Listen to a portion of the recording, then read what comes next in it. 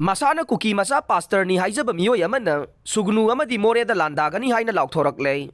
Kanglupki lan asina khwaidagi hena sogalaba mafam oiriba Kakching Kendragi manungsana leiriba sugnu amadi moreda kuki militants na nongmai kapsununa kaihobagi thabak yamna toina satharakle.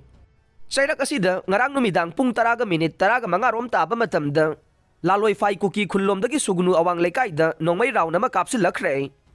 Nongmai kapsilakpaduda khulngak leba khunja volunteer amade security force ki maikaidagi handuna nongmai kapkhiba leiti haina khunja singna pausi asida khangalakle. Amaromda sugnu amadi moreda akanba landagi thabak sathagani haina kuki macha amana khutta nongmai macha ama pairaga fajadaba mitai community busokpa wahi wata kaya sizinaduna social media da thagalakle. Social media da thagalakli basigi matungina de sugnu da leiriba mitai macha seng nungai na leiyo aikhoi mafam aduda halakpa matam leigane. Halakpa matam tambangamde mahak pastor amagi machanupa ne mahak masamaksu pastor oire. Mahaki maming na Stephen Sangthanga kawi haina seng na takle aduga mahaki laifam di takte.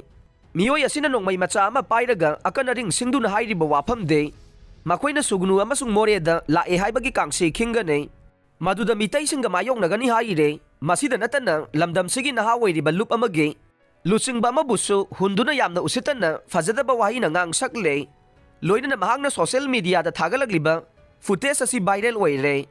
Masina maram oiraga kanglupki lana si hena kangkhatanabagi maram ama oiragani haina praja section kayadagi press da phongdoknaragle.